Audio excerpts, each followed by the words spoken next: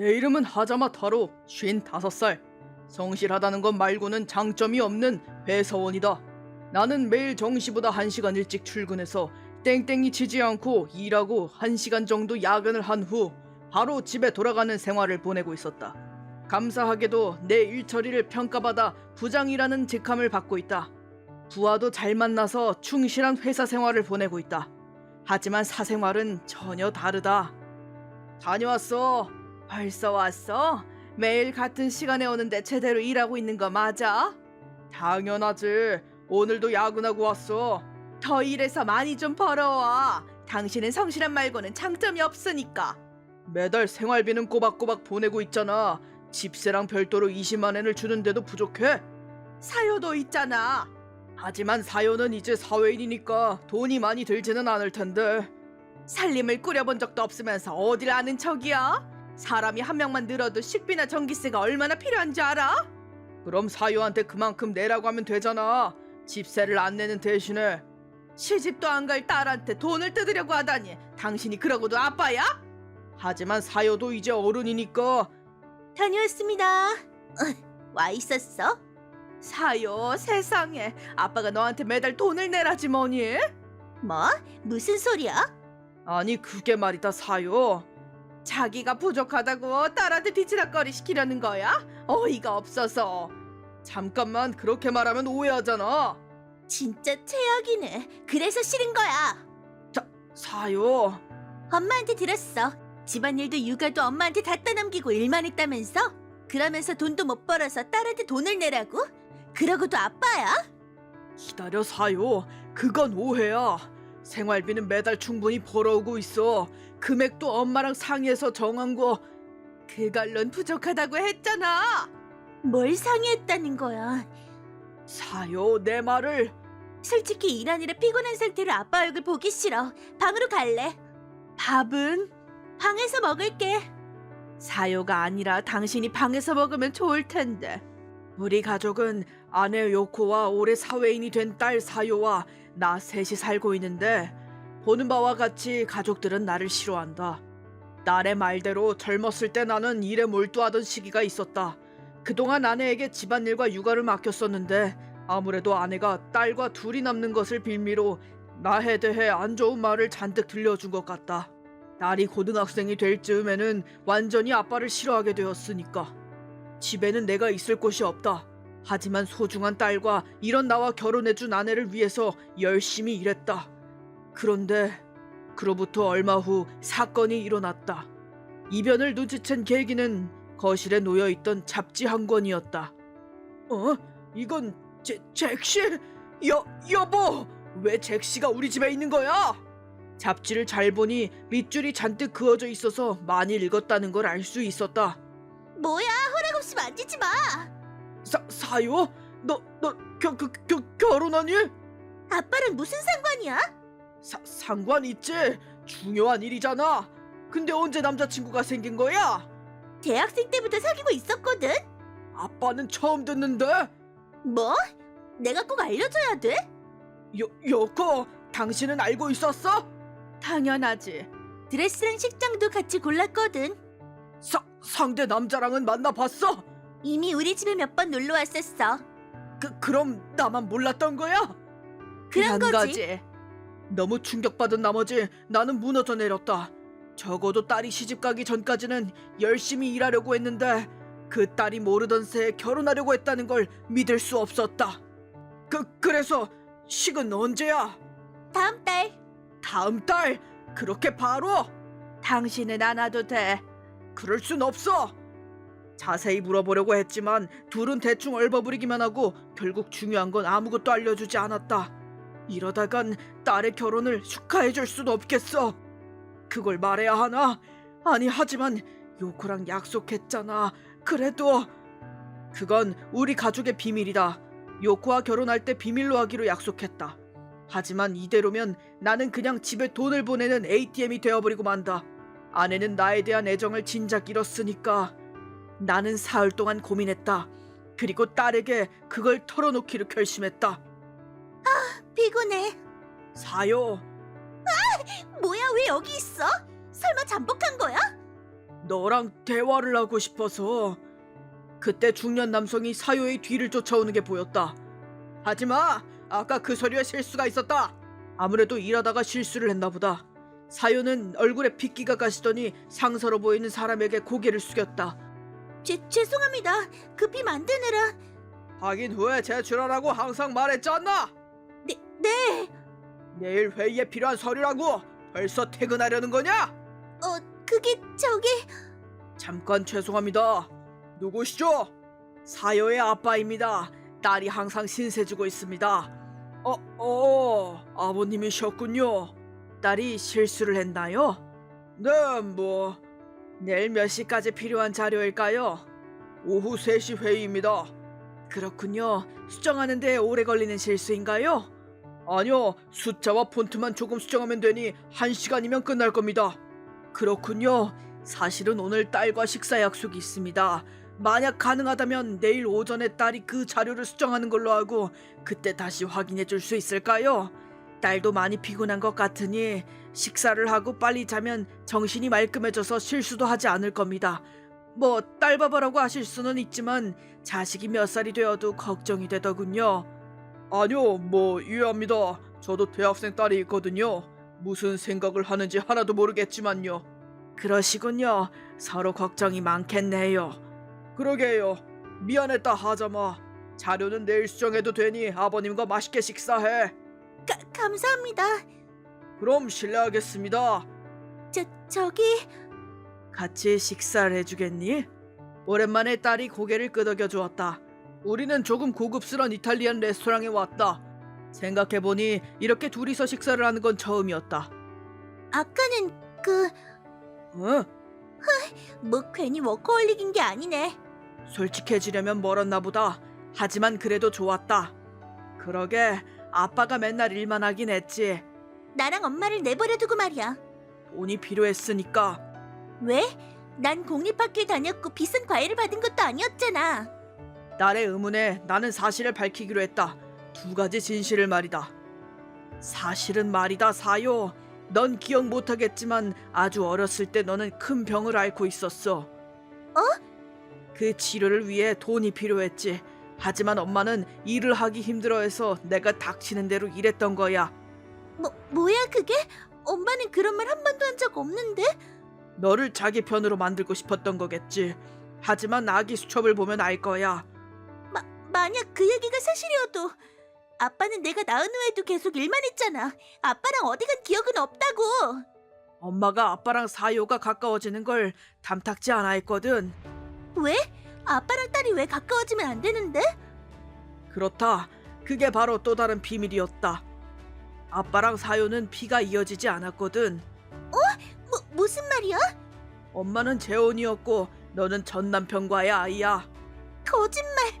엄마가 아빠랑 만났을 때 아직 젖먹이었던 너를 혼자서 키우고 있었지. 하지만 나는 그래도 좋았어. 엄마를 좋아했으니까. 그리고 엄마는 결혼 후에 네가 난병이라는 것을 밝힌 거야. 그럼 아빠는 자기 자식도 아닌 날 위해서 돈을 내줬다는 거야? 그렇게 슬픈 말 하지마, 사요. 우리는 확실히 피가 이어지진 않았지만 나는 너를 소중한 딸이라고 생각하고 있어. 그럴 수가? 결혼할 때 사요는 이 사실을 말하지 않겠다고 아내와 약속했었다. 나도 행복한 결혼 생활을 보낼 수 있으면 상관없다는 생각에 받아들였었다. 하지만 결혼하자 아내는 돌변했다. 우리 사이에 아이가 생기지 않았던 건 그래서였다. 사요는 잠시 생각에 잠기더니 미안해, 아빠. 나는... 괜찮아. 내가 일반한 건 사실이니까. 한바탕 운 후에 딸은 회사에서의 고민을 털어놓기 시작했다.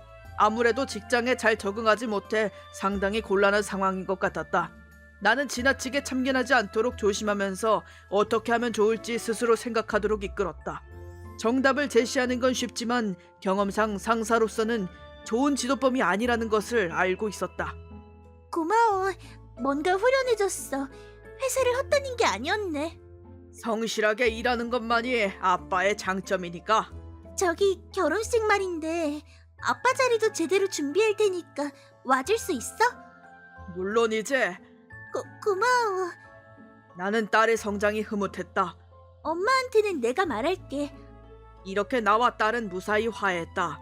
이제 마음껏 딸의 결혼을 축하해 줄 수 있을 거라고 생각했는데 설마 결혼식 당일에 그런 일이 기다리고 있을 줄이야. 사요에게 들은 장소에 도착한 나는 대기실 장소를 물어보기 위해 직원에게 말을 걸었다. 저기 신부의 아빠인데요. 네? 아버님이요? 왜인지 직원은 나를 보고 의심스러워했다. 저 왜 그러시죠? 죄송하지만 식장을 착각하신 거 아닌가요? 무슨 말씀이시죠? 이미 신부 측 부모님은 대기실에 계셔서요. 네? 어떻게 된 거지? 직원은 확인하겠다고 하며 대기실로 향했다. 그러자 아내가 나를 노려보며 다가왔다. 그 옆에 서 있는 남자를 보고 나는 경악했다. 거기에는 내가 모르는 남자가 마치 아버지인 것처럼 서 있었기 때문이다. 지금 당장 나가! 난 당신 같은 사람 몰라! 그 남자는 누구야? 당연히 사요의 아빠지! 헤어진 남편이야?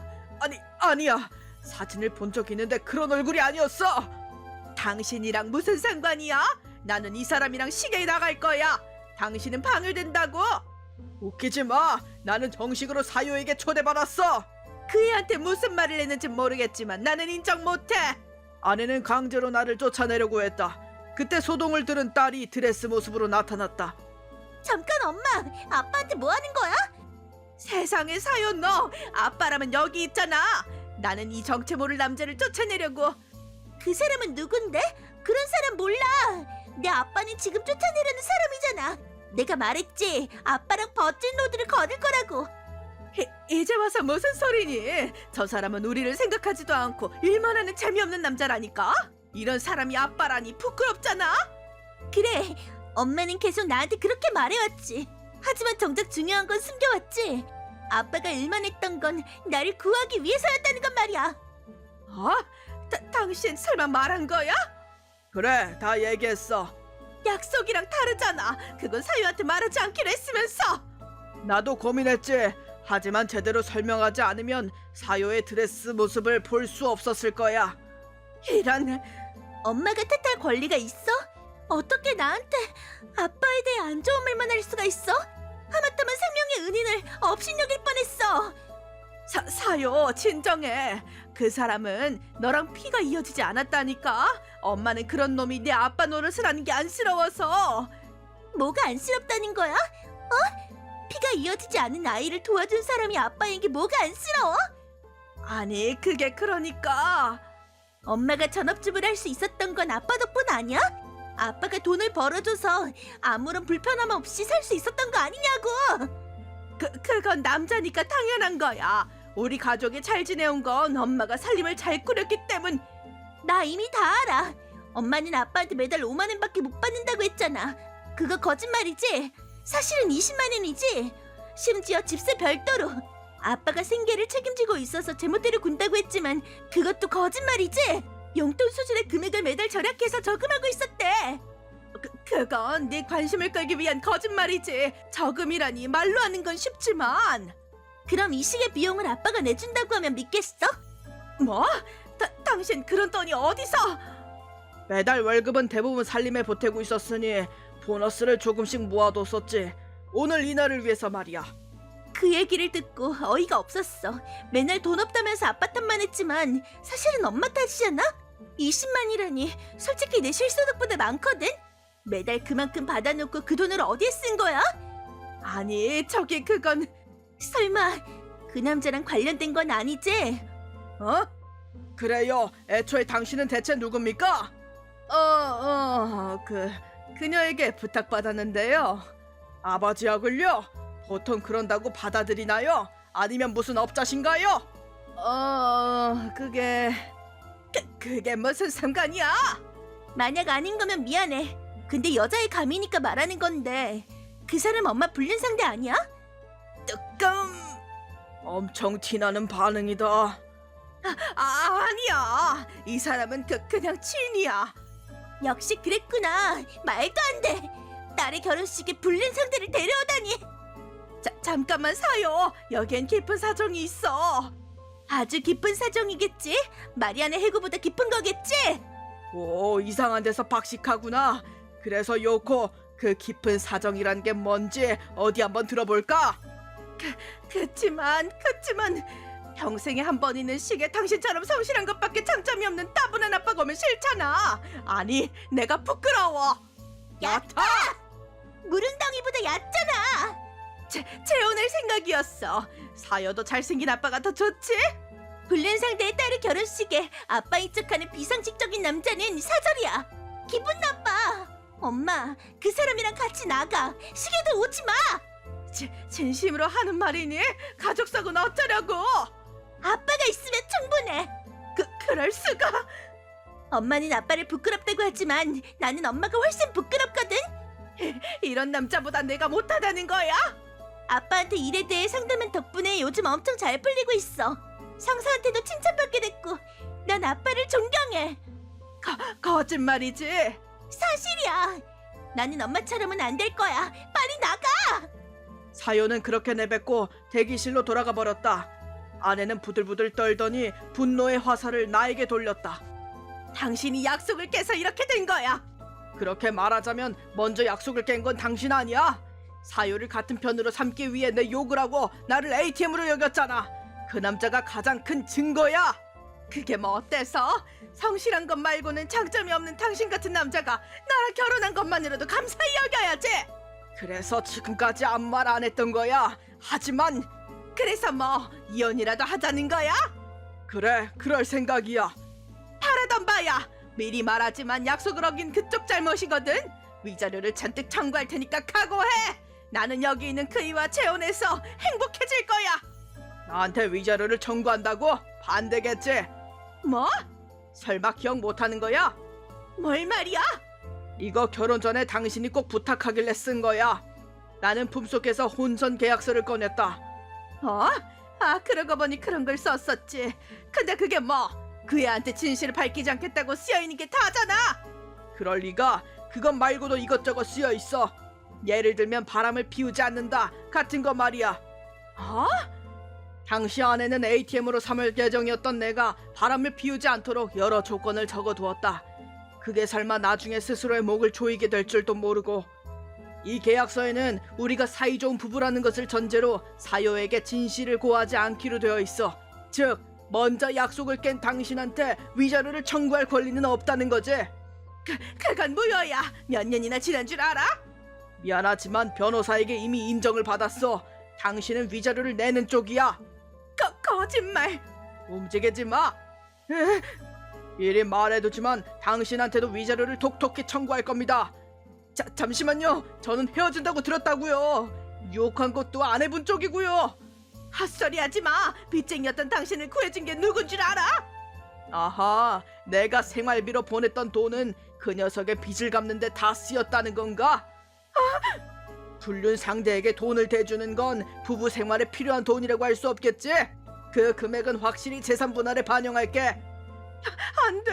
그렇게 하면 나는 이래도 못 받겠지? 오히려 빚을 질지도 모르겠군. 한 번만 봐줘. 싫어. 나는 어떻게 해요?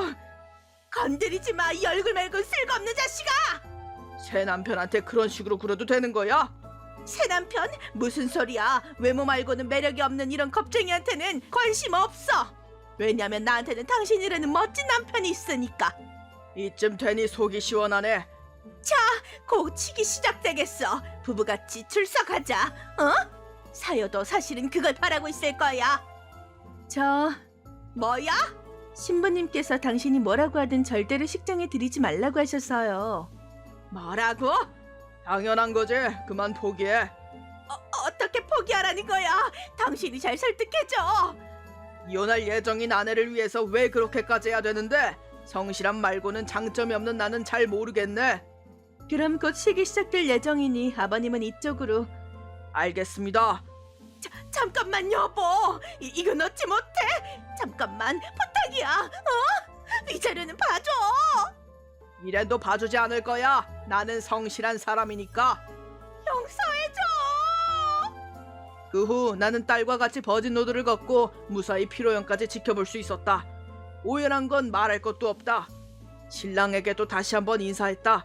젊고 파워가 넘치는 호청년이라 안심했다. 그러면 딸을 행복하게 해줄 게 틀림없다. 참고로 아내는 직원과 경비원들에 의해 식장에서 끌려나갔다고 한다. 위자료를 청구당할 줄은 꿈에도 몰랐던 불륜 상대가 그 사실을 따지다가 식장 밖에서 큰 싸움으로 번졌다. 그러다가 더 소란을 피우면 경찰을 부르겠다는 직원의 경고를 받고 바로 떠났다고 한다. 나는 두 사람에게 위자료를 청구했다. 저금 따윈 없었던 아내는 금액을 줄여달라며 매달렸지만 딱 잘라 거절했다. 결국 빚을 지게 되어 전업주부였던 지금까지의 생활과 달리 쉴 틈도 없이 계속 일하고 있다고 한다. 이제 다시는 만날 일도 없겠지. 딸도 그럴 생각이라고 했다. 임신했지만 손주도 만나게 해줄 생각이 없다고 한다. 아빠의 손주야. 딸은 분명 좋은 엄마가 될 것이다. 강렬한 반면교사가 옆에 있었으니까 말이다. 혈연보다 중요한 것을 몸소 실감할 수 있었던 사건이었다.